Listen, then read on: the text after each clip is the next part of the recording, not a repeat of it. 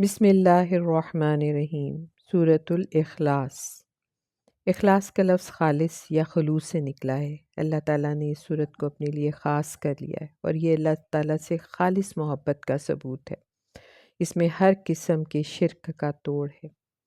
رسول اللہ صلی اللہ علیہ وآلہ وسلم نے اس کو ایک تہائی قرآن کے برابر قرار دیا ہے، یعنی کہ اس کو ایک بار پڑھنے سے 10 پاروں کے برابر تلاوت کا ثواب ملے گا۔ اس سورت کو سورہ توحید بھی کہتے ہیں۔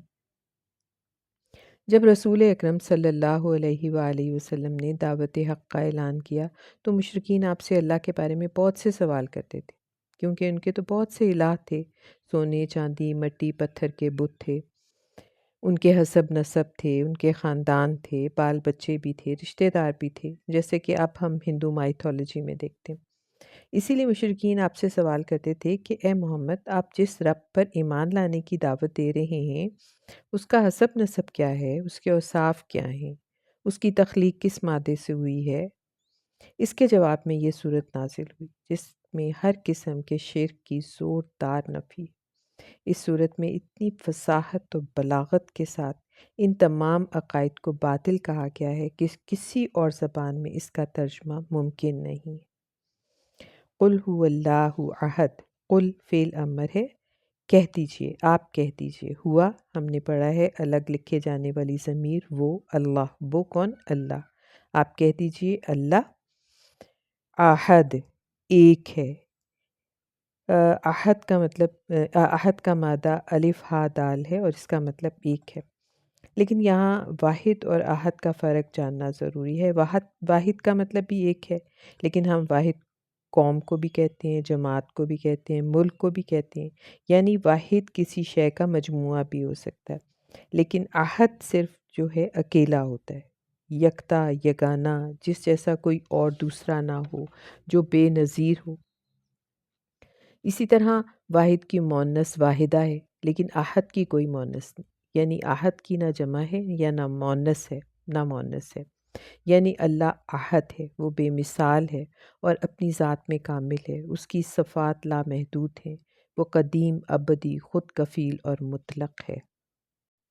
اللہ الصمد، صمد کا مادہ صاد میم دال ہے اور یہ لفظ پورے قرآن میں صرف ایک مرتبہ ہے۔ اس لفظ کا اردو ترجمہ کرنا تو ممکن ہے۔ اس کے بہت سے مطلب ہیں، ان سب کو جمع کریں تو صمد کا کچھ کانسیپٹ واضح ہوتا ہے۔ صمد سے مراد ایسی چٹان یا ذات ہے جس میں مشکل کے وقت پناہ لی جائے، وہ ذات جس میں کسی قسم کا خلا یا ضعف نہ ہو، ایسی ذات جس کے وجود میں کوئی چیز نہ نکلتی ہو نہ داخل ہوتی ہو، ایسا سردار جو ہر لحاظ سے کامل اور اکمل ہو، وہ ذات جس کے سب محتاج ہوں اور وہ کسی کا محتاج نہ ہو، عظمت والا سردار ہو، یکتا اور یگانہ، حاجت روا ہو، جو مضبوط ہو اور اندر سے خالی نہ ہو، جو مستقل اور مضبوط ہو، جو بلند مرتبہ ہو، جو سب سے بے نیاز ہو مگر کوئی بھی اس سے بے نیاز نہ ہو، جو غیر فانی اور لازوال ہو۔ ان سب کو مطلب کو اکٹھا کریں تو صمد کا ایک کانسیپٹ سامنے آتا ہے۔ مشرک کہتے تھے کہ بہت سے خدا مل کر دنیا چلا رہے ہیں، تو اللہ الصمد کہہ کے واضح کر دیا کہ اسے کسی کی مدد کی ضرورت نہیں، جو دوسروں کا محتاج ہو وہ معبود کے لانے کے لائق نہیں ہے۔ لم یلد، لم جو ہے لا زوردار نفی کے معنوں میں آتا ہے، یعنی ہرگز نہیں۔ یلد فعل مضارع ہے، اس کا مادہ واو لام دال ہے، وہ پیدا کرتا ہے، وا حرف ہے اور لم اگین زوردار نفی، ہرگز نہیں، یولد نہ اس کو پیدا کیا گیا، اس کا مادہ بھی واو لام دال ہے۔ واو لام دال کا جو مادہ ہے اس سے بہت سے لفظ بنتے ہیں جو ہم روزمرہ زندگی میں اردو میں بھی استعمال کرتے ہیں، مثلا والد، والدہ، ولادت، ولدیت، نومولود، میلاد، تولد، والدین، اولاد۔ اللہ بزرگ و برتر ان تمام رشتوں سے آزاد ہے۔ سورہ الانعام آیت نمبر 101، انا یکون لہ ولد ولم تکن لہ صاحبہ، اس کا کوئی بیٹا کہاں سے ہو سکتا ہے جب اس کی کوئی بیوی ہی نہیں۔ تو اس آیت سے واضح ہوا کہ اس کی نہ تو ابتدا ہے نہ انتہا ہے، وہ حتمی طاقت ہے اور ہر چیز سے بالا تر ہے۔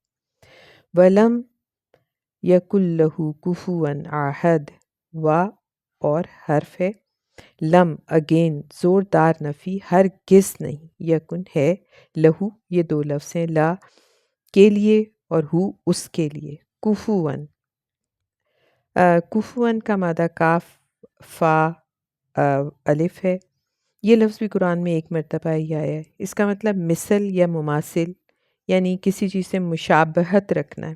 اللہ کا کوئی کفو نہیں ہے، وہ ہر قسم کے مقابلے سے باہر ہے، کیونکہ فطرت اور اوصاف میں اس کے مقابلے پہ کوئی آ ہی نہیں سکتا، اس جیسا پوری کائنات میں نہ کبھی تھا، نہ ہے اور نہ ہی ہوگا، وہ ہر پہلو سے مختلف ہے، وہ بے نظیر ہے۔ سورۃ شعراء آیت نمبر 11 میں ہے، لیسا کا مثلہ شیئن، کوئی شے، کوئی چیز اس کے مثل نہیں ہے، یعنی ہم تو کسی چیز سے اس کی مثال بھی نہیں دے سکتے، وہ نور ہے اور ہمارے فہم و ادراک سے بالا تر ہے۔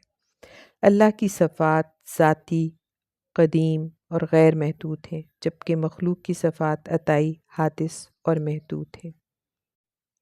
سورہ اخلاص کو سورۃ التوحید بھی کہتے ہیں، کیونکہ اس میں شرک کی تمام اقسام کا توڑ ہے۔ کچھ لوگ اللہ کو مانتے ہیں مگر غیر اللہ کی عبادت بھی کرتے ہیں، تو ان کے لیے ہے قل هو اللہ احد۔ کچھ لوگ اللہ کی عبادت تو کرتے ہیں مگر کسی اور کو وسیلہ بھی بناتے ہیں، ان کے لیے اللہ الصمد۔ اور جو لوگ اللہ کی اولاد کے قائل ہیں ان کے لیے لم یلد ولم یولد۔ اور کفواً احد ہمیں یہ بتاتا ہے کہ وہ اپنے افعال، عبادات، صفات اور اختیارات میں یکتا اور یگانہ ہے۔ رکوع اور سجدہ نماز کے اہم ارکان ہیں، ان کو پوری توجہ، دل جمی اور سہولت سے ادا کرنا چاہیے۔ رسول اکرم صلی اللہ علیہ وسلم نے فرمایا، سب سے بڑا چور وہ ہے جو نماز میں چوری کرے۔ صحابہ کرام نے دریافت کیا، یا رسول اللہ نماز میں چوری کیسے ہوتی ہے؟ تو آپ نے فرمایا، رکوع اور سجدہ کو مکمل طور پر ادا نہ کرنا۔ رکوع سے مراد سر کو جھکانا، خضوع و خشوع اور سپردگی ہے۔ حضرت عائشہ رضی اللہ عنہا سے مروی ہے کہ رسول اللہ رکوع میں سر کو نہ بہت نیچے لے جاتے تھے اور نہ ہی اوپر کو اٹھائے رکھتے تھے، بلکہ اعتدال سے کام لیتے تھے۔ رکوع میں ہم 3 مرتبہ سبحان ربی العظیم کہتے ہیں۔ سبحانہ بہت ہی پاک، ربی 2 لفظ ہیں، رب اور یہ ساتھ ملا کر لکھے جانے والی ضمیر، یعنی میرے رب، میرا رب جو ہے۔ عظیم کا مادہ عین صاد میم ہے اور وزن فعیل پر، یعنی دائمی عظمت والا۔ رکوع کے بعد کی خوبصورت دعا ہے، سمیع اللہ لمن حمیدہ۔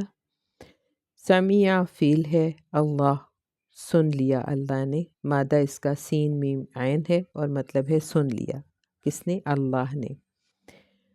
اسی سے ہم اردو میں سماعت کہتے ہیں۔ لی من 2 لفظ ہیں، لی کے لیے، من جو، جس نے بھی، حمدہ، حمد ہو 2 لفظ ہیں، ہو ضمیر ہے ساتھ لکھے جانے والے، جس نے بھی اس کی حمد کی اللہ نے اس کو سن لیا۔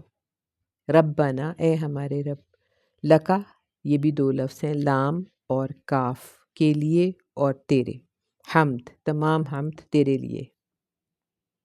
ایک حدیث کے مطابق جب رکوع سے کھڑے ہو کر رسول اکرم صلی اللہ علیہ وآلہ وسلم نے سمیع اللہ پڑھا تو ایک صحابی نے کہا، حمدن مبارکن کثیرن فیہ۔ نماز ختم کر کے آپ نے دریافت کیا کہ یہ الفاظ کس نے کہے تھے؟ ایک صحابی نے فرمایا، میں نے یا رسول اللہ۔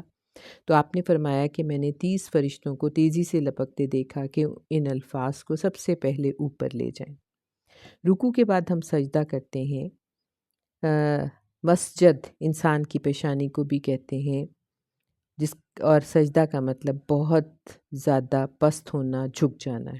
اردو میں اس سے ملتے جلتے الفاظ مسجد جہاں سجدہ کیا جائے، ساجد سجدہ کرنے والا، مسجود جس کو سجدہ کیا جائے، اور سجادہ جس کپڑے پہ سجدہ کیا جائے۔ سجدے میں ہم کہتے ہیں سبحان ربی الاعلیٰ، یعنی بہت پاک ہے میرا رب اور سب سے اعلیٰ، اعلیٰ اونچا عظمت والا، اور اس کے اونچا ہونے کا، عظیم ہونے کا اعتراف کرتے ہیں۔ اور اس کا یہ عظیم ہونے کے اعتراف ہم کس طرح کرتے ہیں؟ اپنے آپ کو بالکل جھکا کر اور خود کو پست کر کے اور اپنی پیشانی کو زمین پہ رکھ کے۔ 2 سجدوں کے درمیان کی دعا بہت ہی خوبصورت اور آسان ہے۔